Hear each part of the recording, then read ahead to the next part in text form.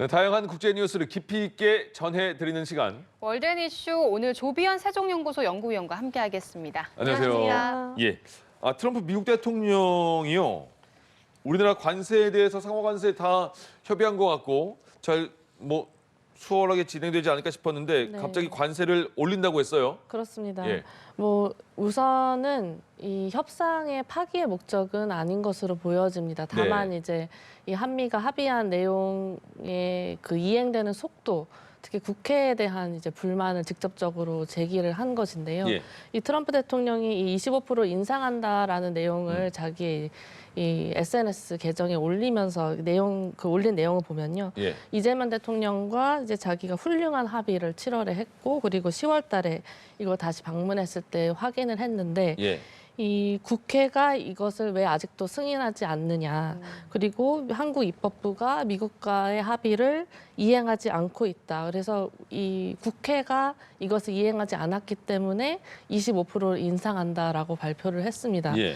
근데 사실 지금 이런 배경에는 이 조인트 팩트 시트 를 비준하는 문제가 남아 있습니다. 네. 11월 14일 이 조인트 팩트 시트가 나온 이후에 사실 지금 정부와 여당의 입장은 이 MOU라는 것은 이렇게 비준 동의 대상이 아니라는 입장입니다. 그래서 예를 들어서 이 한미 전략적 투자 관리를 위한 특별법 같은 이런 것들을 발의를 했지만 예. 이 국민의힘의 입장에서는 사실 이것은 대규모 대미 투자를 수반하는 국민의 동의, 국회의 동의가 필요한 사안이기 때문에 예.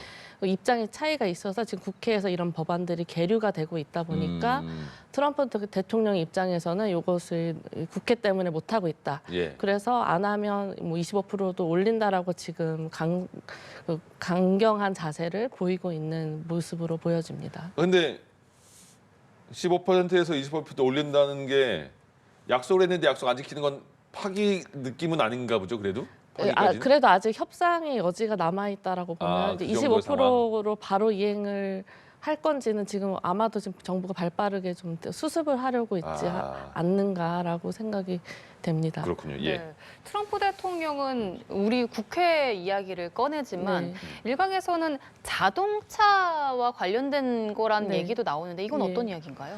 지금 그 캐나다의 자동차 지금 어디서 생산하느냐, 어디에 투자를 하느냐 이런 문제가 지금 이어지고 있는데요. 사실 지금 25%를 올린다는 속보가 막 지금 나왔기 때문에 구체적으로 어떤 배경인지는 조금 더 들여다봐야 될 것 같습니다. 예. 근데 이 자동차 산업 외에도 전반적으로 제가 봤을 때는 지금 미국의 국방전략서도 나오면서 이제 동맹에 대한 시각이 다시 돌아서지 않았습니까? 그렇다 보니까 트럼프 대통령의 입장에서는 한미가 합의했던 이 자동차뿐만이 아니라 핵 추진 잠수함 여러 것들이 이행이 되지 않는 것으로 트럼프 눈에는 보일 것이기 때문에 지금 이렇게 엄청난 25%로 갑자기 올린다는 이런 저희 한국 시장에도 큰 영향을 미치는 그런 강경 대응을 하고 있는 상황으로 보여집니다. 그럼 지금 상황이 그 파기 느낌은 아니라고 말씀하신 거잖아요. 여지를 좀 준 것 같다. 예. 여지는 조금 파기가 아니게끔 해야 되지 않겠는가. 그런데 이제 예. 다만 이제 전문가들의 여러 평가가 나오고 있습니다. 네네. 왜냐하면 25%를 그냥 받는 것이 오히려 한국 경제에는 훨씬 낫다? 나을 수 있다라는 전문가들 의견이 상당한데 그런데 그런데 이제 불확실성 때문에 그런 거예요? 이 25%를 내는 그 비용보다 지금 한미가 3,500억 달러 투자하고 예. 그런 거에 발이 묶이는 것보다는 25%를 받는 게 낫다라는 겁니다. 그런데 이제 다만 정부와 여당의 입장은 그래도 이 투자 합의를 이행하겠다라는 것이기 때문에 예.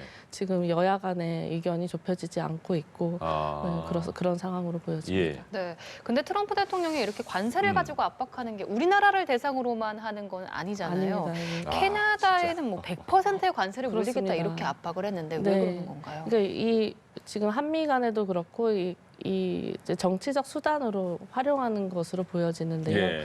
사실 캐나다하고 미국의 관계는 2018년부터 굉장히 경색되어 왔습니다. 그때 이제 미국의 요청으로 캐나다가 그 화해의 부회장을 이제 체포를 했고 네. 그때부터 경색이 되어 왔었는데 이번에 마크 카니 총리가 한 8년 만에 베이징을 국경을 예, 방문해서 정상회담 하면서 이제 뭐 새로운 전략적 동반자 관계를 맺겠다 그러면서 뭐 예비적이지만 획기적인 무역 협정에 도달했다 이런 발표를 했습니다. 그런데 이 트럼프 대통령의 입장에서는 이 서반구 웨스턴 헤미스피어에 중국의 영향력을 이제 제한하겠다라고 해서 베네수엘라, 뭐 그린란드 이런 조치를 하고 있는데 사실 캐나다는 보니까 한 9,000km 미국하고 가장 인접한 가장 긴 국경을 마주하고 있는 국가가 이 중국의 그 무역 협정을 맺어가지고 이 그 물품이 오고 가는 것을 자기가 좌시할 수 없다라는 생각으로 이제 강력하게 이제 또 소셜 미디어 계정에서 이번에도 트럼프에 대해서 트럼프가 이제 캐나다에 경고 메시지를 날린 것인데 예. 이 캐나다 총리를 주지사라고 또 불렀습니다. 그러니까요. 예. 주지사라고 부르면서 이 무역 협정을 맺으면 중국이 어차피 캐나다는 산채로 잡아먹힐 것이다. 100% 관세를 부과하겠다 이렇게 했습니다. 그런데 한미 지금 25%와 마찬가지로 이 100%도 바로 그 시행하기는 조금 어렵습니다. 어렵다고 저는 보여집니다. 왜냐하면 캐나다도 미국하고의 그런 촘촘한 공급망 관계가 있고 이 100% 모든 품목에 관세를 매긴다고 하면 결국에는 미국 내에 인플레이션 안 그래도 심한 그 물가 인상에 영향을 미칠 수밖에 없기 때문에 예. 오히려 좀 품목을 좀 제한해서 일시적으로 이런 형태이지 않을까 생각을 블러핑 같은 게 트럼프식의 방법이니까요. 항상 뭐 거래 이렇게 말하고 다시 방식이라고 이렇게 생각이 거래하니까. 됩니다. 예. 알겠습니다. 그 미네소타주에서 남성 한 명이 또 그 총기에 사망했는데 네. 그분이 일단 총을 갖고 있을 때 총을 뺏긴 다음에 손에는 총을 들고 있지 않았는데 총격 당한 거잖아요. 그 그렇습니다. 아이스 요원들한테. 네.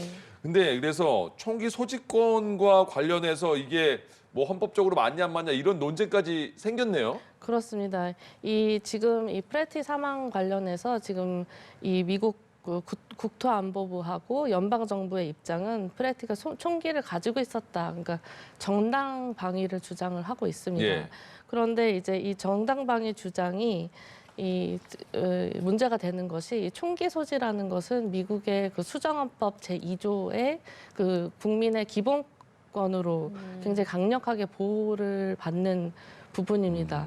그 수정헌법 제1조가 우리가 잘 알고 있는 그 종교, 언론 이런 출판의 자유를 적시한 제1조 바로 이은 것이 이제 이 총기 소지에 대한 부분인데요. 네. 이 구체적인 내용을 보면은 이 잘 규율된 민병대는 자유로운 이 주의 안보에 필수적이므로 무기를 소유하고 소지하는 시민의 권리는 침해돼서는 안 된다 이렇게 되어 있습니다. 예. 다만 이 민병대라는 것이 뭐 이게 단체냐 개인으로 뭐 해석할 수 있느냐 그런 쟁점은 있지만 이미 미국의 대법원에서 이것은 그 민병대라고 국한이 되지 않고 개인의 권리로 해석할 수 있다라고 판결을 내린 바가 있습니다. 예. 그래서 사실 미국 안에 지금 뭐 여러 총기 사건이 있고 그래서 뭐 규제해야 된다고 하지만 이 제2조에서 기본권으로 넣어놓고 있기 때문에 사실상 이 수정헌법 2조가 폐기되지 않는 이상은 이게 좀 제한하기 어려울 정도로 강력하게 보호를 받고 있는데 예. 이 총기 소지를 이유로 정당 방위를 정부가 주장했기 때문에 지금 뭐 그 총기 관련된 여러 단체들이 이 2조 헌법을 트럼프 대통령이 받아들이지 않는 것이냐, 입장이 무엇이냐, 예. 우리는 반대한다 이런 성명들을 속속들이 내고 있고 백악관 지금 입장을 보니까 지금 거세지는 이 반감 조짐에 대해서 그 수위를 좀 조절하려고 하는 모습이 나타나고 뭐 진상조사한다고 있습니다. 하던데. 진상조사하고 그리고 예. 2조는 트럼프 대통령도 지지한다. 다만 이제 아이스 요원들의 그 행동에 있어서는 예. 뭐 대응할 수 있다. 뭐 이런 식으로 얘기를 하고 있습니다. 네. 네, 알겠습니다. 한편 미국의 새 국방 전략이 공개가 된 가운데 네. 설계자로 알려진 인물이죠. 콜비 국방차관이 방한해서 안보 당국자들을 잇따라 만나고 있습니다. 어제는 위원님이 계신 세종연구소에도 또 예, 방문을 맞습니다. 했다고요? 만나셨어요? 예, 저희 연구소에 왔습니다. 엘브리치 콜비 미 전쟁부 정책 차관이 예. 처음으로 순방에 나선 것이고요. 그것에 이제 순방 시기에 맞춰서 미국의 국방 전략서가 나왔고 예. 처음으로 첫 순방지를 이제 우리나라 한국에 왔고 그리고 영국인간으로는 저희 세종연구소를 어제 첫 순방인데 왔어요. 네, 여기 연합뉴스 빌딩 17층 연홀에 그 1시간 정도의 시간이 있었고 한 예. 20분 정도 이 미국 국방전략서에 대한 설명이 이루어졌고 네. 그리고 나머지 20분은 저희 소장님 김현욱 소장님과의 대담이 이어졌습니다. 예. 어떤 내용이 나왔습니까? 뭐 여러 가지 사실 뭐 국가안보전략서를 이어받은 국방전략서가 나왔기 때문에 매우 새로운 내용들은 없었지만 그래도 이제 트럼프 대통령보다는 이 콜비 차관이 중국에 대해서는 조금 더 강경한 자세를 가지고 있었지만 네. 이번 국방전략서는 중국하고 그래도 관계를 잘 대결만 하려는 것이 아니다. 예. 뭐 괜찮은 평화, decent peace 뭐 이런 거를 얘기했기 때문에 그거를 이제 콜비 차관도 잘 설명해주는 그런 부분들이 좀 눈에 띄었고 또 한국의 입장에서는 한국을 이제 모범 동맹이라고 계속 치켜 세우면서 여러 가지 변화가 있고 위협을 한미가 같이 직시해야겠지만 같이 할 수 있다 뭐 그런 것들을 굉장히 강조를 했습니다. 다만 예. 이제 어제 정말 좋은 행사를 잘 끝냈다라고 생각했는데 네. 오늘 또 이렇게 25% 트럼프 그러니까요. 대통령의 이 관세 조치가 나오면서 아침에 조금 여러 가지 글을 읽느라 좀 정신이 없었습니다. 그렇군요. 예. 이란의 수도 테헤란의 모습 한번 보실까요? 영상으로 저희가 준비했는데요. 한번 네. 보죠. 이란의 수도 테헤란 영상입니다. 이게 그 미국 국기 성조기 그렇습니다. 같은 거거든요. 근데 그렇습니다. 뭔가 투명한 성조기 같은 느낌이 아니라 약간 뭔가 저 뭐지 으스스한데 이런 느낌이 네. 들어요. 뭐예요? 네, 저게 지금 테헤란 엔겔라브 광장에 걸린 그림인데요. 네. 이 엔겔라브 광장이 이제 그동안 정권이 주도하는 주요 집회 때마다 이 그림들을 활용해서 게재를 했는데 예. 이번에는 지금 말씀하신 대로 이 성조기 같이 보여지는 그림을 올린 것이고 예. 이 그림을 자세히 보면 이 전투기나 그 사상한 군인들의 사진, 피를 흘리고 있는 사실 성조기의 모습이고 거기 옆에 지금 조금 전에 나왔다 들어갔지만 오른쪽에 페르시아어로 바람을 뿌리면 회오리를 거두게 될 것이다라고 하면서 사실상 미국이 지금 군사 대응에 나선다면 예. 그게 어떠한 형태로 아무리 작거나 크건 해도 이 이란이 이제 그 강력하게 대응하겠다라는 정부의 메시지를 보여주는 그런 그림입니다. 예. 사실 지금 중동으로 미국의 항모정단부터 해서 그 전력이 집결되고 있습니다. 그래서 네. 유럽에 있는 미군의 전투기도 지금 중동으로 가 있고 하다 보니까 지금 이란 정부 입장에서는 그게 뭐 외과적 수술이든 어떤 작은 물리적 공격이든 자기네들은 건드리면 바로 더 세게 공격하겠다라는 메시지를 담은 또 그림을 저기 게재를 했습니다. 그렇군요. 네, 예. 알겠습니다. 한편 요즘 중일 갈등이 악화를 하면서 예. 중국에서 일본 여행에 대해서 자제력을 내렸었는데 그렇습니다. 이제 곧 우리나라 설 연휴, 중국의 최대 명절 춘절이 다가오고 있잖아요. 이 기간에도 중국 정부가 일본 여행을 자제해달라고 나섰다고요? 그렇습니다.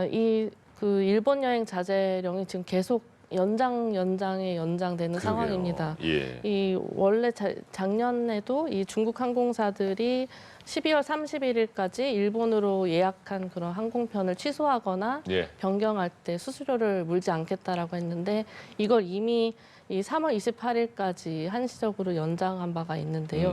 이번에는 아예 이것을 10월 24일, 거의 10월 말까지 그 기간을 연장해서 적용한다라는 내용입니다. 그래서 예. 이미 그 춘절을 앞두고 그 일본에 오는 중국인들은 정말 많이 줄어들 것으로 보여집니다. 예. 왜냐하면 이 중국 온라인 여행사 취날의 그 보도에 따르면 지금 1월 중순부터 춘절 연휴 기간까지 이 해외 호텔을 이제 중국인들이 예약한 한 10개의 목적지를 보면 일본이 없고요. 태국, 한국, 뭐 말레이시아, 홍콩 이런 다른 국가들이 차지를 하고 있다고 합니다. 예. 지금 그 글로벌 타임스를 내용을 보면은 수년간 일본이 이제 중국인들이 최대 이 춘절 기간의 방문지였는데 이것이 이제 이번에 그 일본 여행 자제령으로 인해서 바뀔 예. 것으로 보여집니다. 그렇다면 한국으로 오시면 되겠습니다. 그렇습니다. 한국으로도 많이 오는 것으로 네. 알겠습니다. 네, 알겠습니다. 월드엔 이슈 오늘 조비연 세종연구소 연구위원과 함께 이야기 나눠봤습니다. 오늘 말씀 고맙습니다. 고맙습니다. 감사합니다.